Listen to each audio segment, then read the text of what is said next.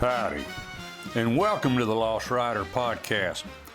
It's an honor and a privilege to address you in the capacity of an interviewer, reporter, and media member. Too many modern media outlets have forgone the integrity and responsibility required of credible information sources. What you will receive here are straightforward discussions with legislators, agency leaders, biologists, engineers, doctors, and countless other experts that have the answers to questions often circulated as kitchen table issues. The title Lost Rider may be thought of literally as well as in the metaphorical sense. While there has been the instance that I was momentarily a little turned around at night in a wilderness area, the idea of being a lost rider in life, well, that fits most folks at some time. These renderings are coming to you in the form of the 25-year-old radio program, The News from the Camp House. It still airs every Saturday morning at 6:30 a.m. Central Time on KULM 98.3 FM out of Columbus, Texas. The original intent was to relate outdoor topics to the general public. Immediately, it was found that all issues are relatable to the outdoors and that people are people. They all play a role and they all have a vested interest. It's this program's desire to answer common questions about how the world works, how it will operate in the future, and what's the holdup? So please listen, enjoy, and never hesitate to contact us with more questions and feedback. Good morning and welcome to this weekend's edition of News from the Camp House. Listening to Post of the Texas Sportsman Association, this is Herman Brun, and this weekend's edition is also brought to us by the Shaw's Bend Social Club, country club for folks who don't have a country club. All right, tell you what, again, we are talking to a railroad commission candidate. In this election cycle, it seems like Jim Wright's chair has come up as a hot seat. I mean, it's everybody's after that job. And, of course, Jim Wright's running to hang on to the job. He's the current chairman of the Railroad Commission. And, you know, there's some folks that would like to take his place. And one of them, the gentleman we have with us this morning, is Hawk Dunlap. Hawk, would you like to introduce yourself? Tell my listeners a little bit about yourself. Yes, sir. I'm Hawk Dunlap. I'm a sixth-generation Texan. I'm fourth generation in the oil and gas business. I was born in Lufkin, Texas. I was raised in Longview. I attended school and graduated from Stephen F. Austin State University. I started working in the oil field as a summer job in 1991, and after graduation I took off and went overseas, and I've worked overseas pretty much for 27 years, and I came back to Texas in November of 21. All right, you worked overseas in the oil patch? Yes, sir. I've worked in I was unofficially voted in high school most likely never to leave Gregg County, and I've worked and traveled countries. All right, you West Africa? Been to West Africa, been all over the Middle East, North Africa, East Africa, all over Asia. I've got 103 countries under my belt. All right, you were okay. I'm just taking this into account. About what year did you head over there? I went over there in 1995. I went to Holland and started in the North Sea and continental Europe. All right, so you were over there during the Arab Spring and during all the hot part. I've seen quite a bit of civil unrest. Okay, all right. So now, how are you going to take all this knowledge that you and apply that to the Texas Railroad Commission? Well, I came home on a series of events that I can only describe as divine. I was living in Bali, Indonesia. I had incorporated my company in Singapore. I had my own well control company. I was in Nigeria in November of 21 on a blowout and was headed back home to Bali and had to come home because Mama had a medical issue and I got back to Houston where she's living now and I got COVID locked out and couldn't get back home and there was a blowout in Crane County out in West Texas. The Railroad Commission had told the landowner that it was a water well, and through some mutual friends, they had called me and they knew that I was sitting in Houston not doing anything, and they asked me if I'd come out and cap this well for the landowner and how much I would charge, and I told them, I said, well, if y'all will fly me out there and feed me and put me up and get me what I need to work with, I said, I won't charge them nothing. I just wanted something to do. And I got out there and they ended up finding out that this was an old Chevron well that had not been properly plugged, that had blown out as a result of the over injection of produced water in the ground. Uh-huh. I got to spending some time out there. This particular, another landowner had been having trouble with plugged and abandoned wells that were coming back to life. And I ended up getting involved on that 22,000 acre ranch, and we eventually filed a lawsuit against Chevron in December of 22, and we dug up 150 wells on that 22,000 acres, and I believe all of them to be leaking some form of gas, oil, or produced water, or all three. And the ones that weren't leaking or visibly leaking at surface, I believe were cross flowing underground, and so that's what I've pretty much been doing for the last 4 years, is working with landowners, fighting the Railroad Commission to try to get oil companies to do things the right way, and fighting major oil companies to try to get them to come in and do the right thing. We have a huge problem here in Texas, and our groundwater is being threatened, not only being threatened by contamination from leaking wells, but also being threatened by the overproduction and use by industry. Currently, we're injecting 30 million barrels of produced water in the ground in Texas every day. Mm-hmm. Some of this water is coming from Louisiana, some of it is coming from New Mexico, and we really got to get a handle on this. Mother Earth's full, and as long as we continue to produce, we're going to continue to produce water. And historically, what we've done with it is we've injected it back into the ground, right. And we're just overfilling the formation with water. And it's these old legacy wells that were, some of them were maybe plugged properly at the time. Some of them I pulled cross ties out of them. Some of them wasn't plugged at all. They're coming back to life, and they're starting to flow, and they're starting to spill all this produced water and gases and hydrogen sulfide and a little bit of hydrocarbons, and they're starting to run out on the ground, and they're contaminating our groundwater.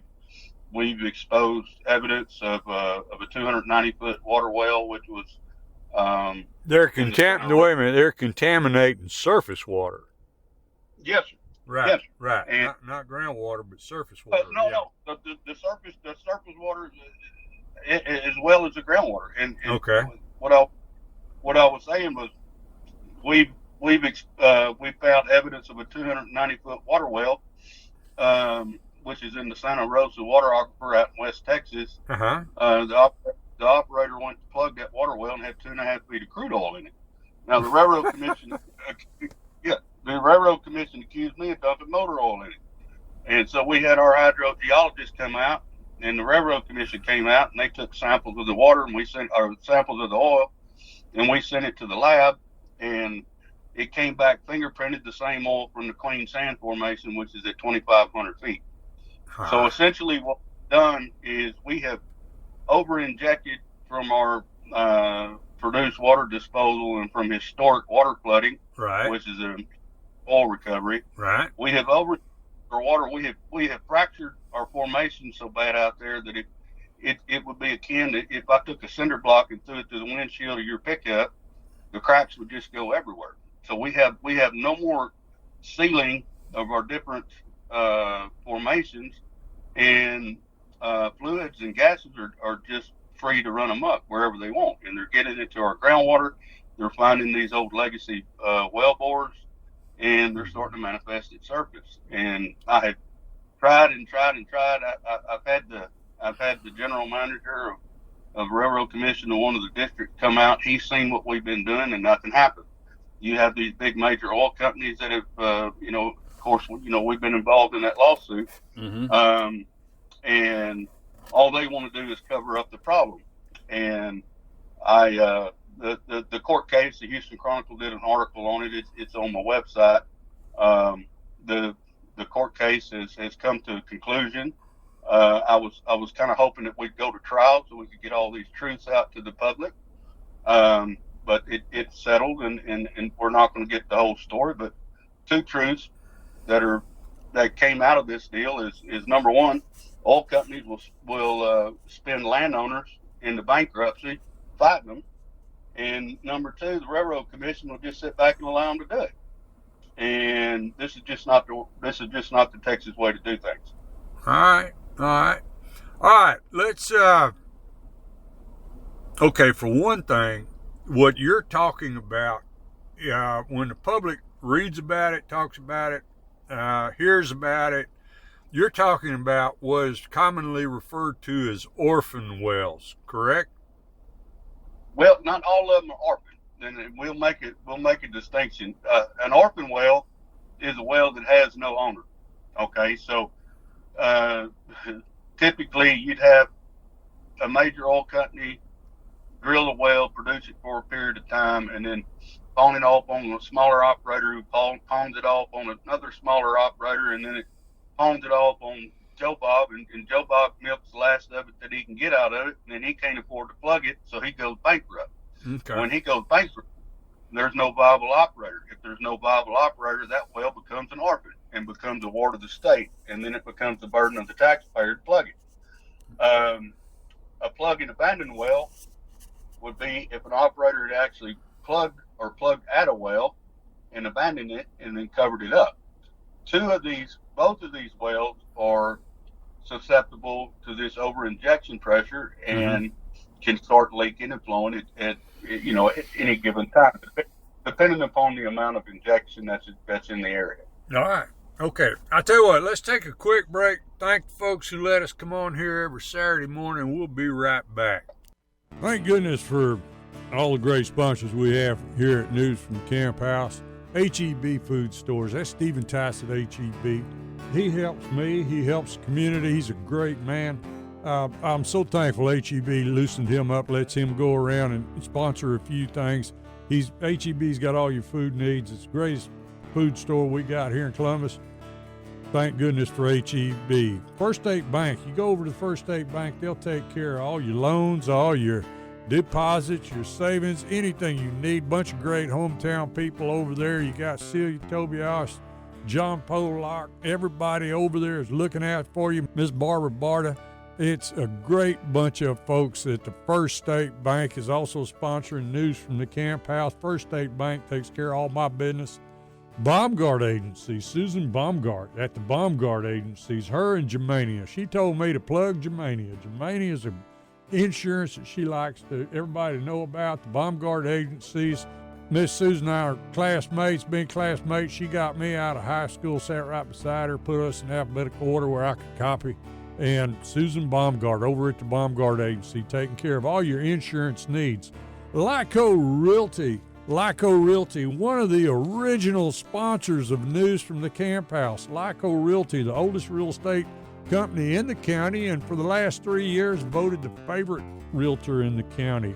Lyco Realty, that's Miss Kimberly Johnson, that's Crockett's granddaughter.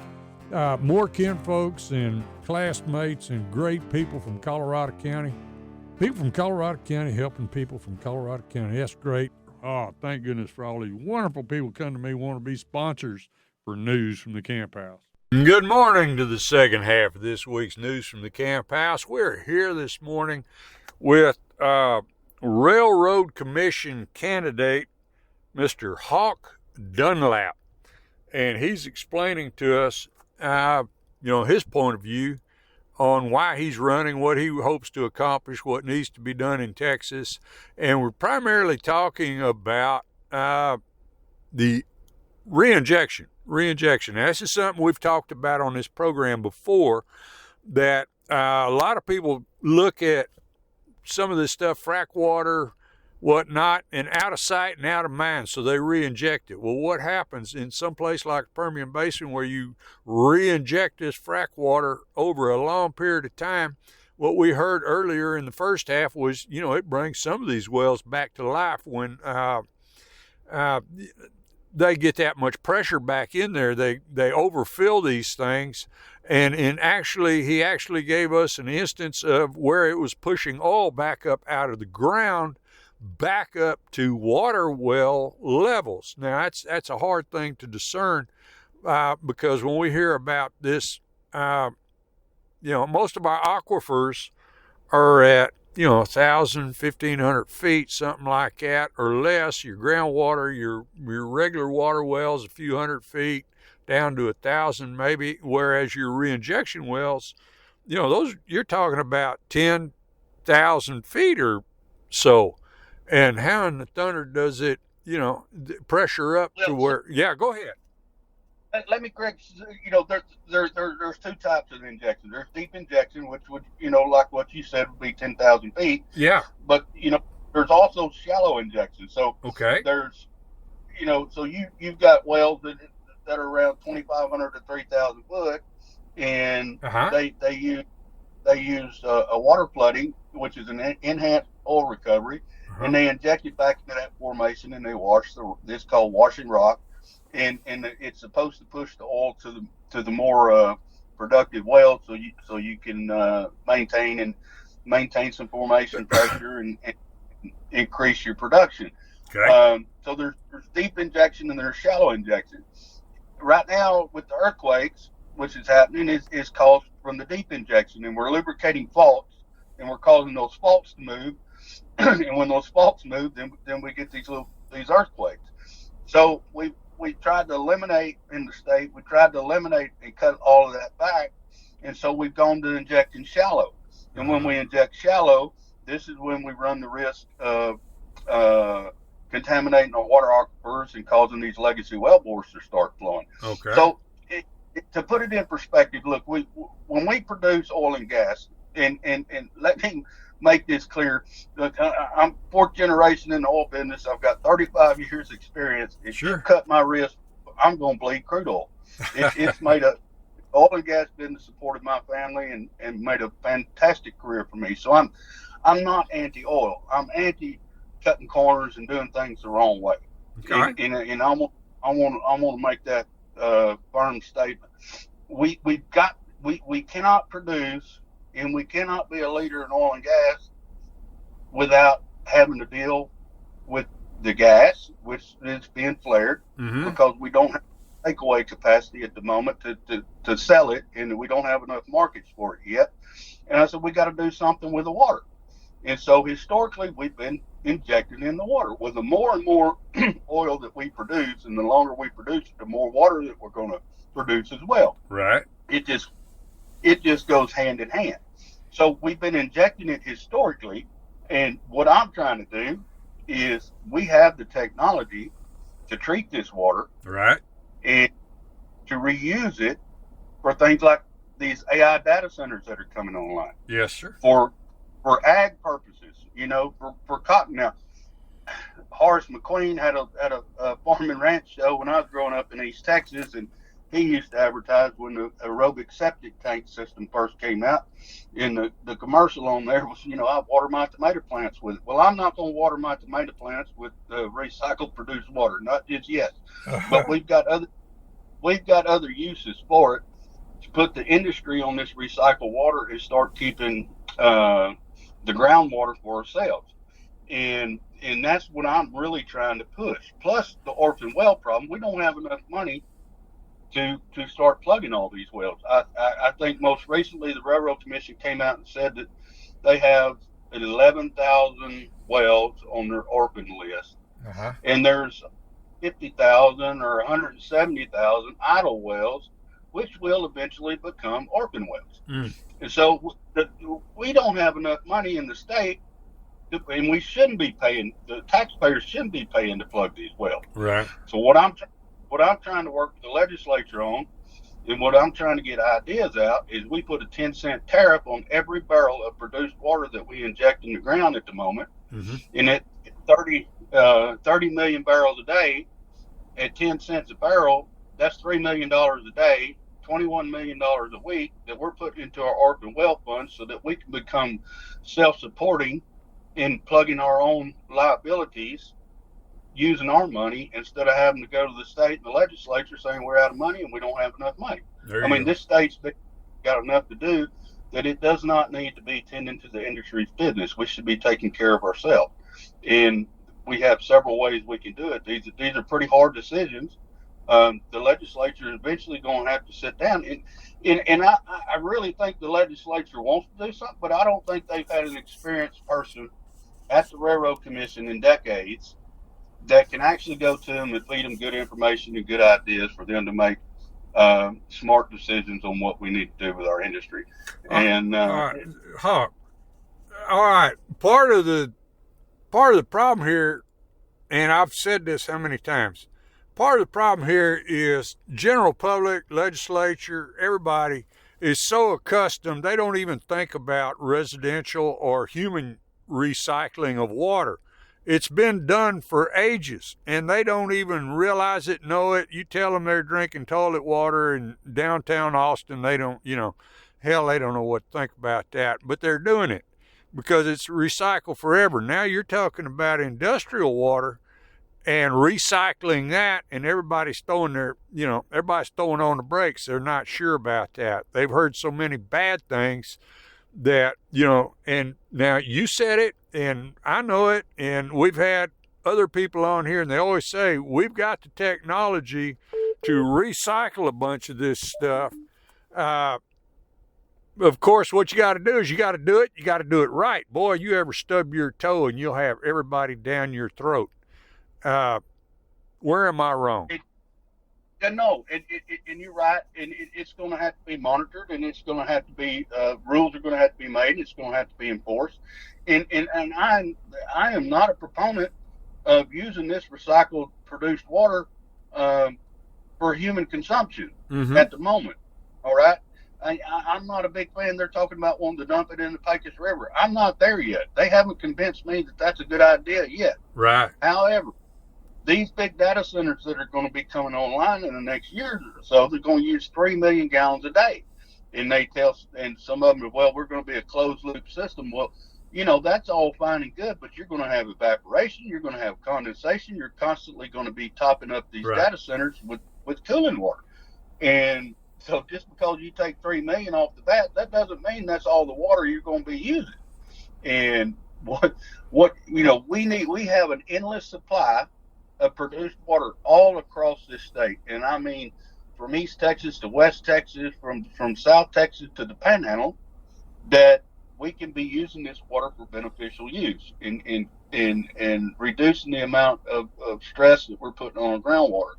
And it's not cheap, it's not easy, but Texas was built hard. We've always done the hard things, we've gotten through it. And the cheap, easy way is we're going to have to get away from it. There's not going to be any more cheap and easy, but we're going to have to have some help from the legislature, and they're going to have some good information, and they're going to have to make these tough decisions for us, and realize that our groundwater is going to have to be protected. All right, let me ask you this question. Okay, so we're talking about the technology. All right, I saw this at Texas A&M back in the 90s. But when you go up to the legislature, you go into a hearing or you go into offices, who do you have in your hip pocket? Who do you have attached at the hip that's going to show these people show your legislators, show your committees this technology and tell them, hey, look, we can take this frack water, we can take whatever coming back out of the ground, we can take this and we can turn it back into a usable product? No, I don't have any politicians attached to my hip. No, I'm talking about engineers, companies. Engineer. You know, I meet with I talk with several people from the Produced Water Society. In fact, next month I'm going to be in Sugar Land on a panel talking about this very thing. I've talked to a lot of the people who are doing pilot projects and who are working with this and trying to get this technology approved and in use at scale. And I spoke to them last year, and I said, look, I don't want to hear about your money problems. All right, the money problem is your deal. I said, what do you need from the state and from the Railroad Commission to get you guys in business to start doing this? And they said, well, we need a mandate. We need a rule. We need something to start forcing producers and the water folks to sit down at the table and work out a economically feasible plan for them to start taking the water and for them to start cleaning it and them to start redistributing across the state for different purposes. And until we have something on a piece of paper saying, you know, in 2028, we're going to reduce the amount of produced water that we inject in the ground by, you know, 30, 40, 50%, then they can't start building these facilities to start handling this amount of fluid at scale. And it's going to have to start with a piece of paper. I can't just go down and bang my fist on the table and say, by God, this is what we're going to do, and we're going to start doing it tomorrow. It's not going to work that way. Mm-hmm. But we get enough pressure on the legislature, and we start showing them that this is the right thing to do, and we get enough of our people and our listeners involved and get them on board saying, yes, this is what we need to start doing, then I think we can turn this steer and throw it on the ground. All right. Hawk, we're out of time this morning, but I really appreciate you being with us. Well, thank you for having me on. All right. Folks, I tell you what, Hawk, don't go nowhere.